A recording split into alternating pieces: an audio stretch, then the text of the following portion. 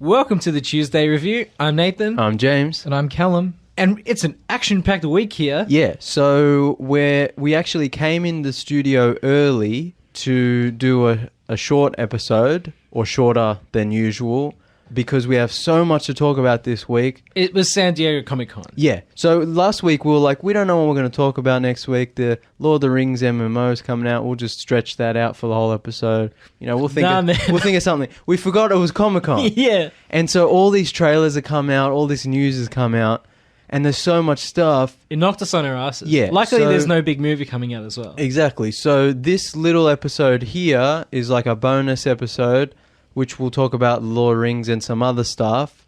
And then the episode we're recording just after this will be the full 2-hour show about Marvel Phase 4 announcement. And then next week, there's still so much to talk about that next week we'll talk about all the trailers that... All the other miscellaneous Comic-Con goodness. So if you're wondering why we haven't talked about the Witcher trailer and all that, that's coming. That's coming next week. So this episode here I'll release probably first, just so it makes sense. So that'll come out probably on the Wednesday. And then the Marvel episode, which we're recording after this, hopefully will come out on the Thursday. If not, it'll come out on the Friday. But anyway, let's get into it because, like we said, so much to talk about. It's ridiculous. So first thing is, not last week, the week before, I think we talked about the Dune TV series. Yeah. Mm-hmm. And it was going to be on Warner Media's new streaming service. They announced that streaming service is going to be called HBO Max. Which, if you're in America, great. Yeah, which means nothing in Australia. Am I reading that right when it says Friends? Yeah, so the reason I put that is because along with all their original shows and all their licensed shows, they're the ones who got Friends back from Netflix to show on their streaming service. So no, that's will right there. That's a play. Like they're like, we want people to come over to our service.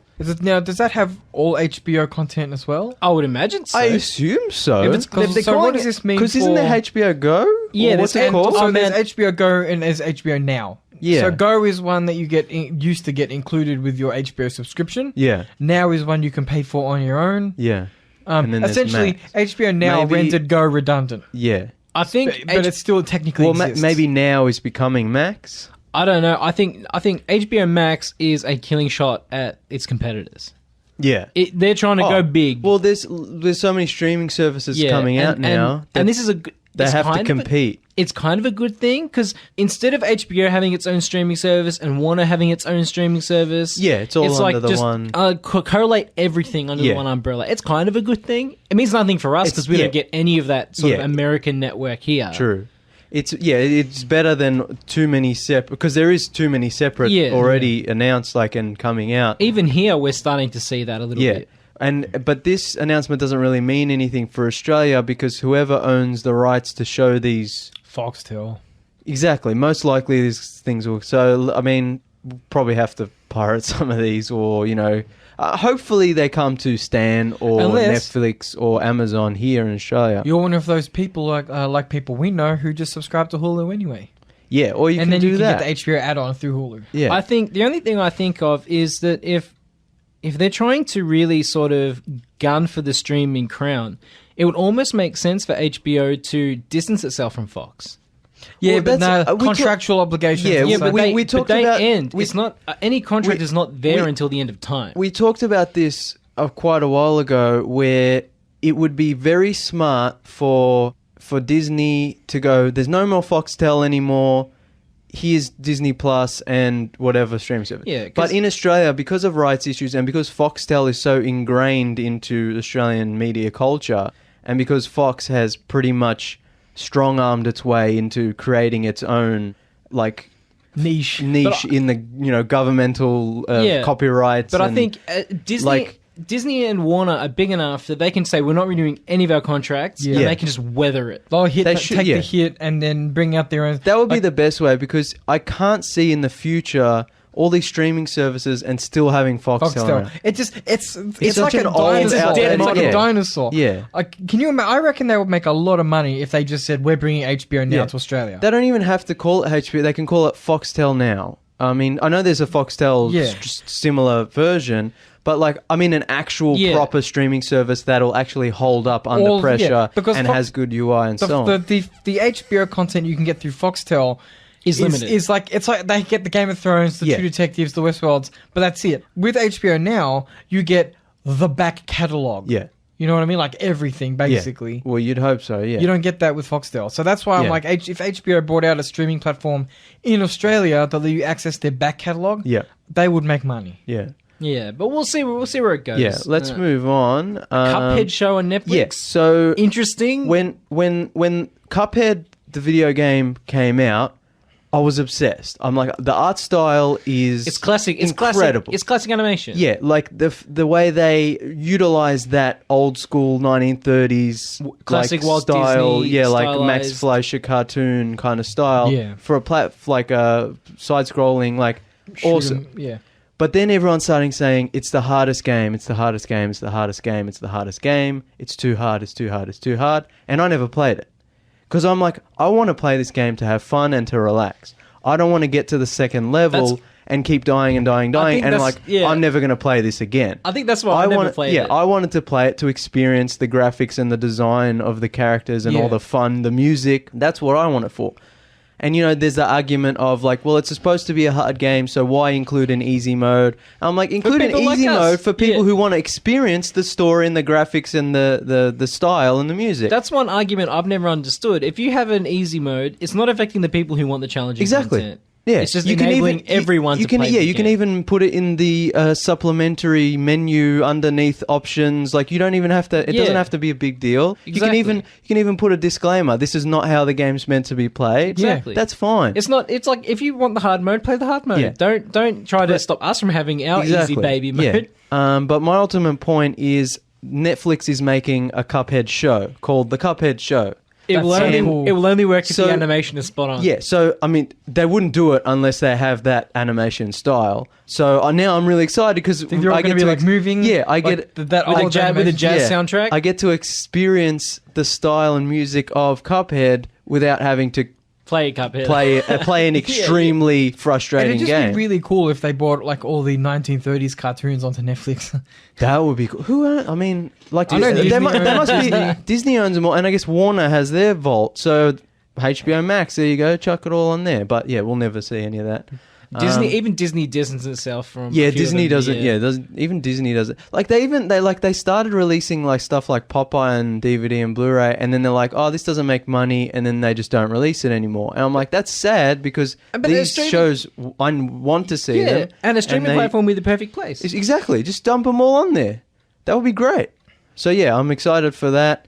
They're also making a Warhammer 40,000 TV show. Please don't. Which I don't know a whole lot about the lore. So if you looked into the lore, you'd love it because it's extremely dense and ridiculously over the top. It's all about like emperors and god religions and all this crazy stuff.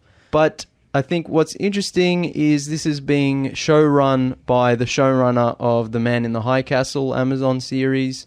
So, I mean, that's some promising talent perhaps behind it. Will it come to Amazon? Probably not. I don't know who owns the rights. It doesn't. None of the articles say who's making the show. But that would be cool. Amazon surprised people before, But I think it puts me off a little bit. My ultimate. It's always just been a little bit too nerdy for me. Yeah, but this is your perfect chance to get into it. A TV show, a cool, Are they all going to be? Are all the soldiers going to be painted funny colors? Hopefully it's cut. But that's actually my ultimate point. To bring this to a live action series, the budget, like the Lord of the Rings show, would have to be $1 billion a season. Or it's going to look really bad. Or it's going to look like shit. It's just going to be green screens everywhere as far as the eye can see. And like plastic armor. Yeah, so that's why I'm saying if Amazon... Plastic armor might not be a bad thing. Have you seen some of the fan films? Some of them are really well done. Because, the classic Warhammer armor is so big. It's huge. It's paper mache. Yeah, it's not even like big as in like Hulkbuster or Ironmonger in the MCU. Like, it's big in like a guy's wearing armor, but the shoulder pad is like 10 foot around. Like, it's insane. Yeah. But that's like what's cool about it, and that's going to be the hardest part to translate to live action. if they do this series, they have to have an extremely high budget and extreme dedication to the design of the world. Look, I'm going to call it already preemptively. Yeah. It's going to be a disappointment. Well, we'll see. I mean, there's like we keep unless they give it $1 billion budget. Like we keep talking about, there's won't. so many fantasy series coming out, so many sci-fi series coming out from these streaming platforms, from these premium cable networks, and they're all competing for dominance. For dominance. So they have to put the work and the money in, otherwise there's no point in doing it. Or is it a Wheel of Time 1.0 TV? Like they have the rights, they have to use it quickly. They're just doing this so they can hold the rights for later on. It's happened before. Wheel of Time had a TV show once before. That was that one. That was a pilot. Yeah, that was a different situation. This is an announced series from an already established showrunner. They might be just half-assing it to cash in on that nerd dollar though. But like, that's what I'm saying is if they do want to cash in on our nerd dollar, they will have to put all the time and effort and money in, like Amazon is with Lord of the Rings, like Netflix is with The Witcher. Do you understand what I'm saying? Yeah, no, but I mean, there's a subset who will watch it regardless of how good it is. Yeah, the die-hard Warhammer fans. Yeah, but is that big enough to warrant an extended series of 5+ seasons? No. So what I'm saying is, most likely it's probably not going to work out the way we want it to, but we've been seeing a lot of trailers. A lot of them are good, like trailers in general of sci-fi fantasy series. And I'm hoping they put the time and the effort and the money into making this good, if only to compete with other networks and streaming services. Yeah. Because that would be really cool to see. It'd need to be a flagship title for whichever streaming service buys it. Yeah, it would have to be huge. They'd have to like double down on it. This is our Game of Thrones. They'd have to do that. You know what? I reckon it would be good if Showtime was to bankroll this. Because Netflix has The Witcher, all these other streaming services, they have their fantasy property. Yeah. What's Showtime's? Well, what did we talk about? Was American Gods. No. That's not on Showtime. In America. No, that's Stars, isn't it? Stars, yeah. We talked about last week or the week before, and now I can't remember. King Killer Chronicles. Oh, okay. Maybe. Yeah, something like that. They did have one though in my list of fantasy shows. Very low. That's very low. Like you don't hear about that. And they haven't really talked about what they're doing with it. So. I hope it's successful. I just hope it's not too much of a niche title for the mainstream audience. Nah, man, it'll be awesome. Like just giant guys with giant guns killing dudes, like awesome. And all the Game of Thrones politics, which is popular now, all the sex and the violence, like and the fucking miniatures. And then they can release their own separate images. James, you're a nerd. What? Oh, what's a big surprise? But like Warhammer's not just miniatures. There's books, video games. Oh yeah. There was an animated movie, but this is the first time where it's like a live action official adaptation. Which kind of surprising. You know, the one thing that gives me hope is Games Workshop take their properties very seriously. They are very jealous about their properties. Yeah. You can't breathe the name Warhammer without getting sued. This is another reason why I'm hoping it's an actually really good adaptation. Like I said, like people get sued all the time for misappropriating that franchise, regardless of whether or not they're in the wrong. Yeah. So, Devil's Avocado.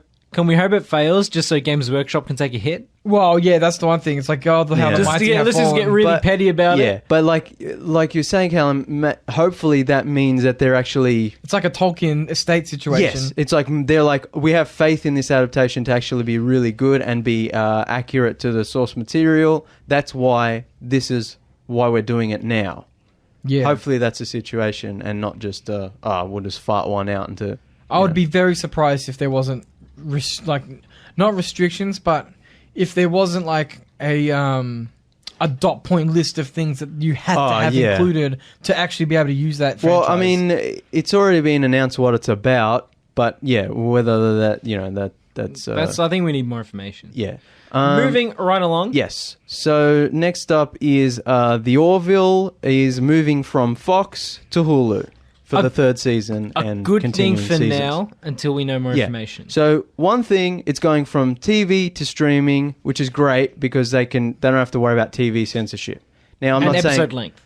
And I'm not saying they're going to go full Game of Thrones crazy with it, but now they just don't have to worry about what they can say, what they can do. We might get a shit every now and again. Yeah.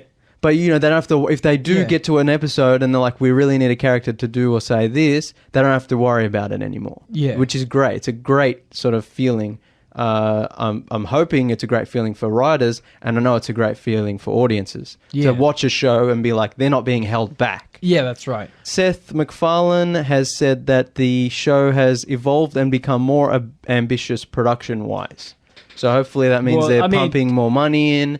And if viewers have seen the last season, it ramps shit up. The show was already quite impressive for a commercial TV show, sci-fi show. And we jerked it off pretty much every week while it was on. The production, the special effects, everything is amazing. Quite impressive. So now that's going to Hulu, and apparently they're beefing up the production. It's going to be even more impressive. Hulu originals aren't even that bad.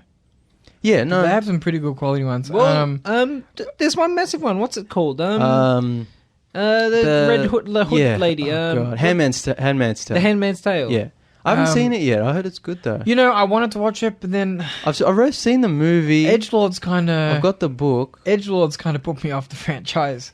Yeah, but you just ignore. We have this conversation every week, Callum. You have to ignore these people. No, anyway, what I was going to say is, I think we'll still be able to watch the Orville in Australia because I can't imagine. I can't imagine them taking it off SBS. Well, I mean, how do I explain this? SBS isn't exactly Netflix. No, I know. It's not garnering an audience. No, I know that, but it's like we're just lucky it has a place. You know what I mean? Or we just continue to watch on Hulu like we always do. Yeah, but because it's going from Fox to Hulu and Disney owns Hulu, now with the Disney Plus service, could go to Stan. Is it Stan? Like in Australia, like in America, if it's going to Hulu, it's Hulu, even with the Disney ownership. But yeah, it could come to Stan if they've got their Disney deal going. But who knows? Or like I said, all these rights issues. Yeah, very complicated. Yeah, all Fox's grip on the Australian government, like it's very, very complicated. All right, so moving on. Last week we mentioned that Amazon is making a Lord of the Rings MMO RPG. Words I never thought I'd hear.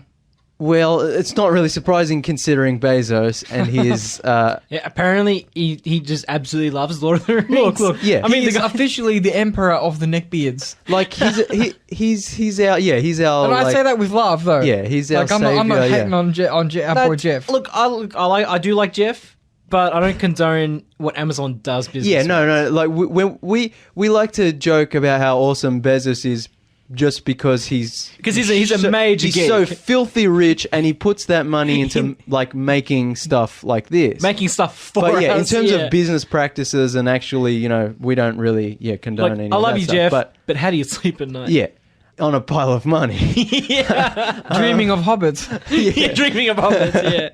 Yeah. But like. Yeah, so Amazon has their Lord of the Rings series, which you talked about, has a huge budget and is really exciting. And now they're making this free-to-play MMO, which I don't play MMOs or free-to-play games or anything like that. But it's just cool. It's cool that... Maybe you'll start. Maybe. If it's good enough. Yeah.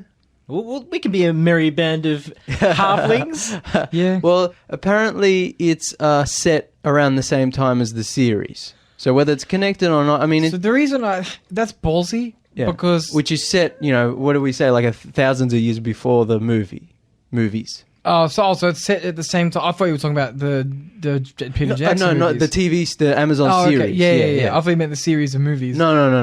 No, that would be too... Yeah, no, they couldn't do that. Because the current Lord of the Rings Online MMO is set at the same time as the movies. I was like, that's interesting. Which, it came out in 2007 at the height of the whole World of Warcraft thing. But as far as I know, it's still popular. Like, people still play it. It's still alive. It's still live, I should say. So it still has a little bit of live support. It still has subscribers. It still has subscribers. Yeah. It still releases new content updates. Yeah. But it's not a... Yeah. It doesn't have as much fuel in the tank as it used to. Yeah. Putting it in perspective, there's pretty much only subscription-based game, or I'd say paying games. There's probably only, 4 or 5 that are left. Traditional MMOs. Yeah. I wouldn't count Warframe. Lord of the Rings is free to play though, with optional. Yeah, and so is this new version. But that's a good point, Nathan. Is the classic MMO, the original World of Warcraft kind There's of... only 4 or 5 EVE Online. EVE Online's free now as well. Yeah, that doesn't really exist anymore. There's 4 or 5 games that are still successful, but back in its heyday, there were dozens. Yeah. Yeah. So, I mean, Amazon doesn't need money, but obviously everything's designed to make money. So there will be some sort of predatory element to it. But having said that, if this is Jeff's baby... Yeah, exactly. Then maybe it'll be like, don't you worry about the fucking money for this game. This is mine. If this is truly like, we're going to make a great Lord of the Rings MMO to rival Warcraft or other big MMOs that are out right now, that'll be a good thing. Like, if it's not just a cash grab, So hold on, like a quick... Are Amazon making 2 online games? Because they were making... Yeah. Or is this the one all along? No. There's They're 2. This is in addition to the one they've been working on for however many years. Jeff's a bigger nerd than we are. Oh, man. I mean, and he has the money to do things about it. Instead of us just yelling about how... Save the planet, Jeff! Yeah, I mean, do that first and then make Lord of the Rings. I don't think he's a bigger nerd than we are. I mean, who knows? You don't know his private life. He might be right now doing like what we're doing and like theorizing about the Orville. I get the feeling he's a massive nerd. I want to see his Harry Potter fan fiction, then we'll talk. Well, he binged straight. Wait, do you have that? No, because I don't have that. No. What are you alluding to? I did know that he tweeted. I used to write Halo fanfic back in primary Halo? school. Because it's cool. And Why because not they never Halo? really expanded upon That's true. There's a lot of... I read Yeah. I read the trilogy of books, which are really good. At least they were when I read them back in the day. And then I was like, there needs to be more of that. That's a wasted property, isn't it? Yeah, they don't really expand upon. Yeah, Instead of making a narrative game, let's make an RTS game. I'm sorry. What were we talking about before we started riffing on Jeff Bezos? Nathan said something. Back in the Jeff corner. Each week we should have a Jeff corner. Yeah. What's Jeff up to this week? No. He did binge watch Stranger Things season 3 all at once with his daughter, which is pretty cool. And they had a setup with they had the old school lights and everything. At least we know he's human. Yeah. He's not a lizard. Yeah, Jeff Bezos, not a lizard.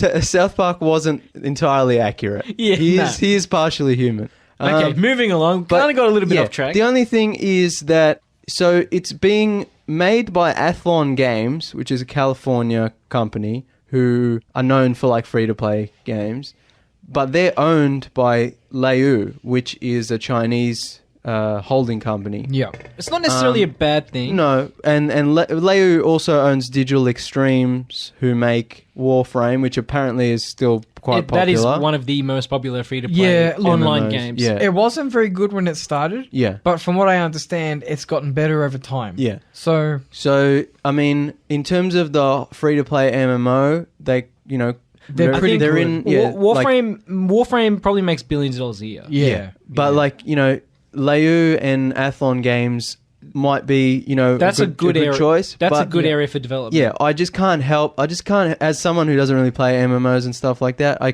just can't help but feel like the game will end up feeling cheap. Nah.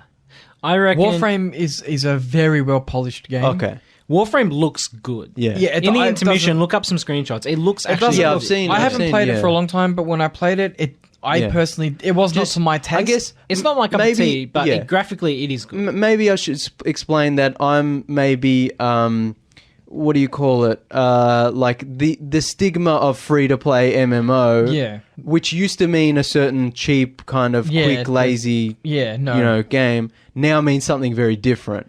So I guess I should say that now in 2019, the free-to-play MMO could be a very slick, very well presented and made game. We're in the era. The difference is when the idea you have comes from the day when games were trying to compete with World of Warcraft, and they would say, well, for our game, you don't have to pay. But because they earned significantly less money than Blizzard, the game content wasn't as up to par as a premium subscriber game. But now what's happened is, with the exception of World of Warcraft and a couple of other standout MMOs, which solely retain a subscription model, most MMOs these days, or online games these days, allow a level of free access with some content blocked off to subscribers. The biggest ones on the market are loot box MMOs. Yeah, and the quality can be pretty good. There are always going to be shit games. Always. Yeah. There's always going to be that dodgy company who half-asses everything and expects some top dollars. Yeah. But so, I mean, I don't think Amazon will let that happen. I think Well, if considering- this is an Amazon branded game, Considering they're sinking $1 billion into a Lord of the Rings TV series, and now They'll be going hard. You know, I think we can safely say that they'll be putting at least 100 million into the initial cost of developing this game. A tenth of the cost of the series. We'll put it that way. Yeah, I can't see it just being a quick, cheap man. mobile game. Like it's going to be a full the way World of Warcraft came out originally. You know, 15 years ago, whatever. My confidence is quite high. For this game, but we'll see what happens after release. Yeah. We'll see. Moving on. All right, moving on. So also last week, I think Callum alluded to, as a joke, the whole controversy about they announced... I think it was an announcement. I don't think it was a leaked rumor or anything. Like they said, here is who she's playing. But they didn't say anything else, and then people... extrapolated, yeah. So I don't know if I can, like, it's a news, but it's also rumors. Like there's no concrete and it's a big old nothing burger, really. Yeah, it doesn't mean anything, but it sparked an interesting conversation off air last week, which I thought we could expand upon on air. And and there's nothing people love more than three straight white male nerds complaining about pop culture franchises. So basically. Lashana Lynch, who played Maria Rambeau in Captain Marvel, has been cast as the new 007.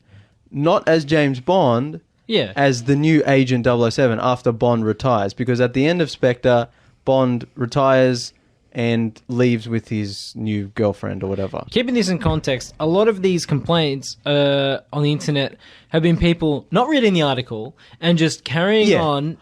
Look, every time any news similar to this comes out, it's just a bunch of racist people and a bunch of crazy... In this case, sexist racist people. Yeah, being like, my James Bond is now a black woman. It happened...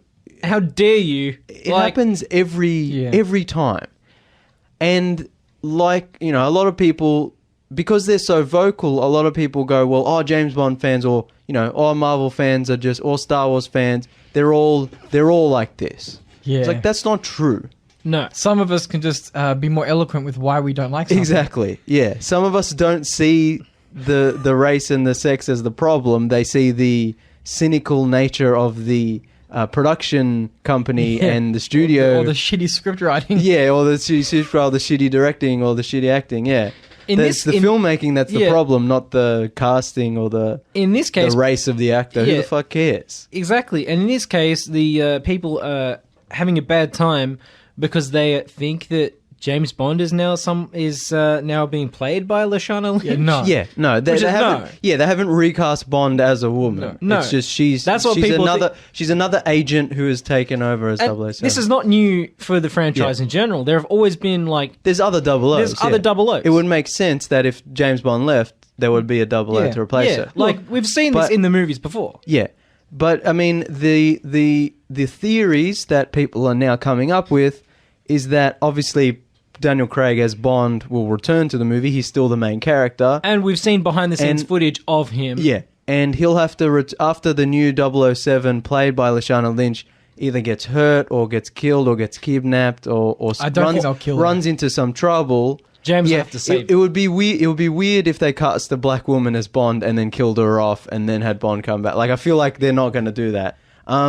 Yes, something might happen to her. She might get in a spot of bother, and Bond will have to come and save her because he's Bond. And he's like, I'm the real 007. But they want to be careful. They don't put themselves in a situation where it's like, here comes James Bond to rescue the woman. Yeah, I was going to say the white savior complex. That's another thing. Yeah. How do they tackle this situation? It might be a team up situation. Yeah, I think they'll do that. It's like two 007. But also, I don't want the movie to end with him passing the mantle to her, and then it will. And then Bond 26 would be the next movie. Yeah. Look, I'll be honest, if they do continue on with this lady as the new 007, it's not to me personally. It's not ideal, but as long as the movies are good, just call it 007 instead of James Bond. I'll go see him. We talked about this last week off air, and I think I said that yes, Bond is a misogynist and probably a racist, and he's not a good person at all.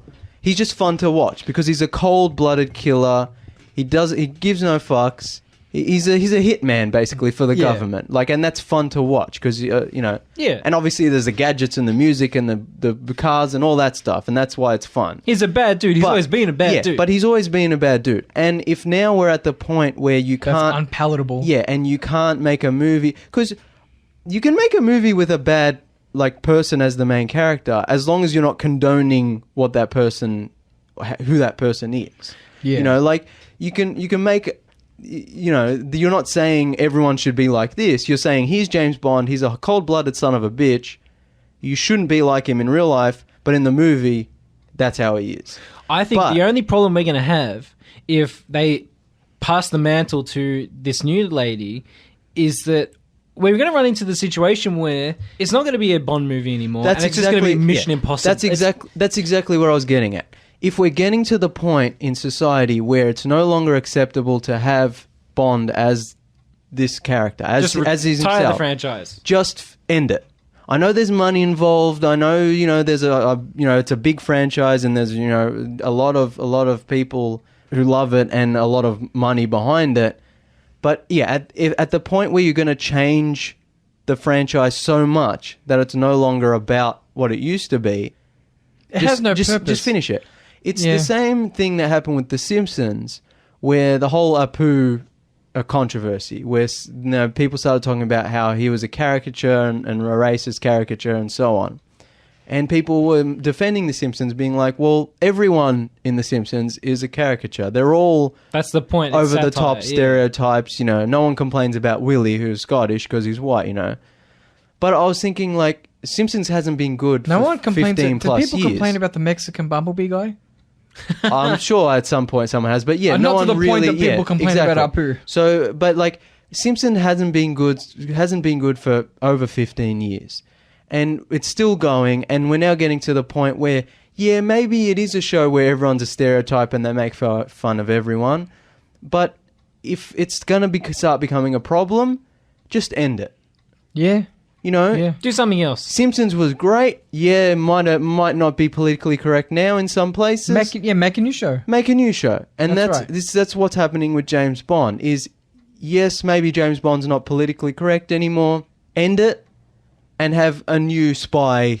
Yeah, a new franchise. Yeah, a new franchise. Yeah, it doesn't mean it's going to be bad just because you can't use the 007 or the Bond logos or whatever. Yeah. But original films, we don't know how to do that anymore. They don't know how to do that. Yeah, that's true. And I mean, I think we've talked on the show before about making a 007 cinematic universe, and and they could maybe be going in that direction, but I don't really like that idea. Look, I mean, I wouldn't be completely against it, but look, as long as the movies are good, I think, it will be a shame if they just stopped using the James Bond character. Yeah. But if they have to, I guess they have to. After all, as you said, they do. It's about money. Yeah. At the end of the day, movies are about money as well as the art. But I think the guys at the head of this are thinking about money, not the art. Oh, definitely. So I reckon if they do continue making these films, as long as they can be at least on par with Mission Impossible Fallout and the original John Wick, that's fine. But if they're going to start making shitty action movies, which have no charisma, they have no... Exactly. Like, no... if they get so far up their own ass like they did in Spectre... Yeah, like, if there's no will behind the films, just stop. Like, okay, I understand diversity is important, but make a new franchise where you can incorporate all of those elements. Yeah. That would be the best option, but that's of course not the option they ever go for. I mean, for all I know, these are going to be amazing movies for the next 20 years. Incredible action movies. We don't know. The great thing about James Bond is every time it starts to get stale, you reboot it. Like it's a magic franchise where it's like it's expected. Yeah, it's built into the fandom. Like we know this is coming. You can't do that with John Wick. You can't do that with Mission Impossible. At least probably not. You can't just. I think we talked about it before. Just another argument.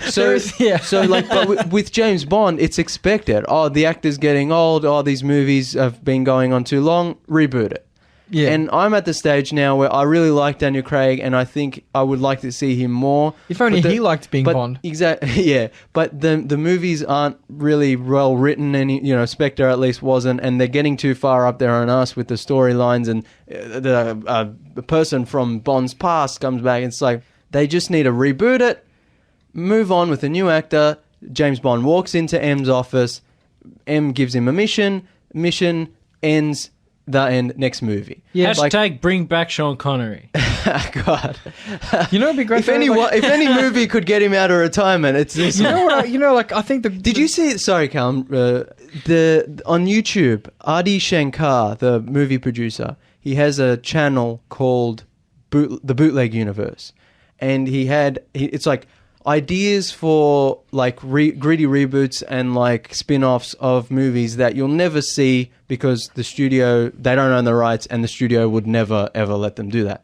And he did one of like an animatic, like a storyboard animatic of like a gritty James Bond reboot, like a Logan-esque with like Sean Connery as an old Bond. It was really cool. Anyway, sorry, Callum. See, I think that the Bond movies need to get a bit simpler. They need to say there's a terrorist in the desert, whatever. They stick Bond in the desert. Yeah. Insert kind of Die Hard or like a John Wick-esque, Mission Impossible-esque action movie set in interesting locations. Exactly. He kills a bunch of people. It's not overly complicated. There's some cool gadgets. He kills the bad guy at the end. Well, the rumored storyline of this one was a back to basics Bond film. But as we always discuss, they say that and then it never is. That's what I said, rumored. They say it. They say things like, we'll be using practical instead of CGI, and then the movie's a CGI crap fest. They say things like, don't worry, we're staying true to the source material, and then the movie's an insult. They say things like, don't worry, we're going back to basics, and then they go off on a weird, wild tangent. I mean, it's not looking good so far. Yeah. So... But please end the Craig universe, please. Because one of the problems with the Craig Spectre was that it ended... The Craigiverse. Yeah, it ended with Bond, quote unquote, retire. He defeats Blofeld, who shouldn't have been in the movie. He quote unquote retires with Lea Seydoux' character, and they drive off. And it was clear that they were trying to set up a sort of Her Majesty's Secret Service kind of thing, where it's like, in the next movie, Bond's retired with Lea Seydoux' character, and then Blofeld gets his revenge, kills her, and Bond has to return to MI6. And that's boring. We've already seen that, and it's kind of clear that's what they were trying to set up and rushed into with Spectre. That's why the movie's so bad. It's because they quickly wrote Blofeld in at the last minute. Now, that's what I thought they were going to do. Then Christoph Waltz, who played Blofeld, was like, I'm not really interested in returning. He wasn't going to be in the movie. And now he is. Then they started all this stuff with the female Bond, the female 007, I should say, and now they're saying, well, Bond actually is retired and that his 007 name has gone to someone else, and now Christoph Waltz has actually been rumored to actually be in the movie. So now I'm worried it's just going to be what we thought it was going to be, and it's going to go too far up its own ass. Can they kill Blofeld in a chimney like they did once before? You know what?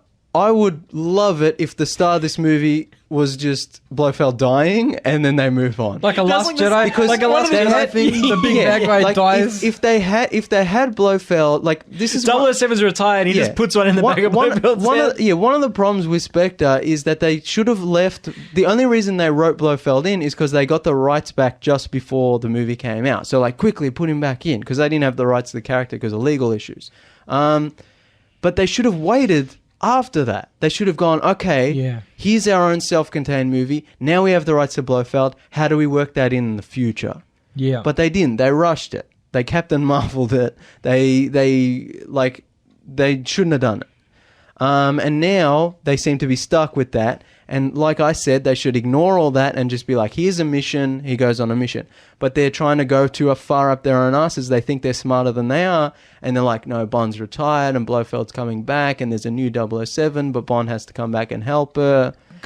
Just have him on a mission. With the old movies, was there an with all each of the individual Bonds? Yeah. Was there an overarching storyline threaded through all the movies? No, really. Really. There was only that kind of short Blofeld arc that didn't really properly resolve because of the rights issues and because the actor changes. So it's kind of the actor changes are part of the fun. Yeah, you've got Donald Pleasance, who's the ultimate Blofeld. The Dr. Evil. The classic Blofeld.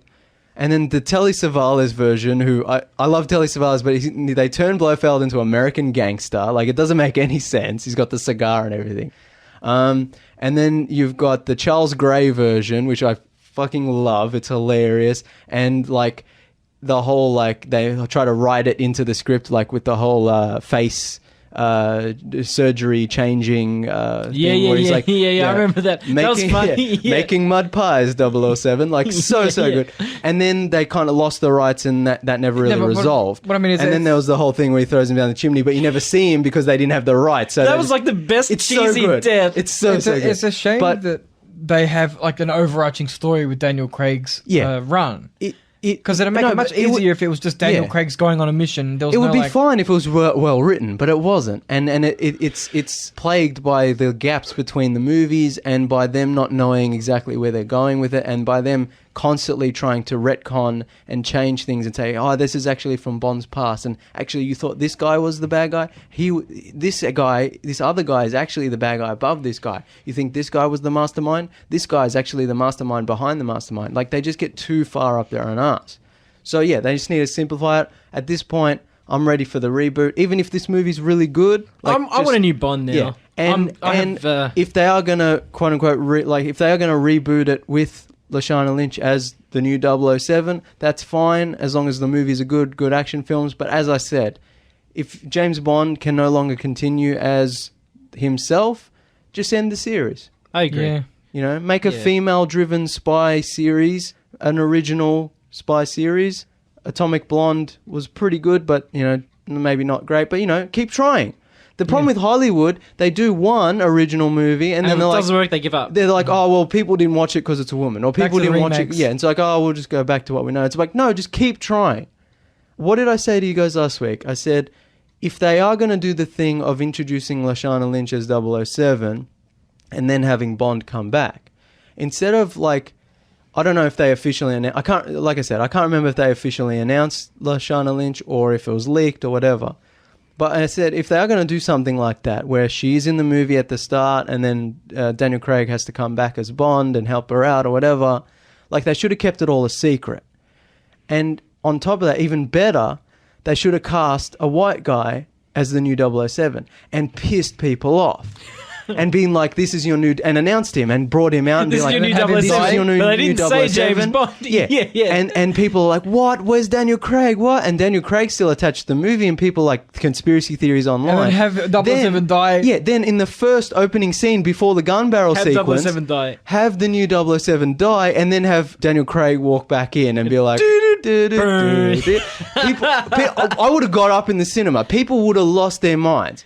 With the internet, you don't have that excitement and secrecy anymore, you know? Yeah. But that would have been amazing. And then after that movie ends and Daniel Craig retires, then bring my boy Richard Madden in and reboot it properly with, you know, and the new actor. Yeah. Like the new actor who they brought in was just a ringer. Like, he's just a guy they brought in. But then bring an actual... your real actor that you want for to continue the series. We are all out of time. Yes. For our bonus episode. I rushed that one because we only had like 40, we could talk 45 4 hours minutes. about James Bond. Yeah.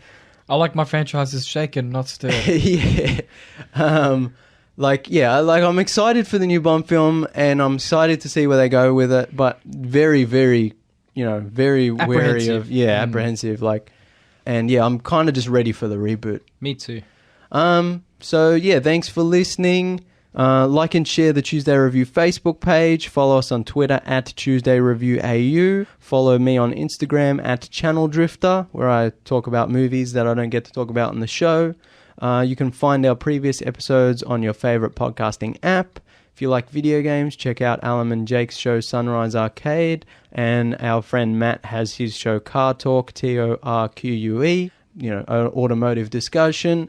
You can Google those and find those podcasts. And yeah, make sure to rate, review, and subscribe to the Tuesday Review on iTunes. We'll be recording the next episode right now, and then I'll hopefully drop it, if not straight after this episode that you're listening to, I will drop it a few days later. So thanks everyone again. Adios, cousins.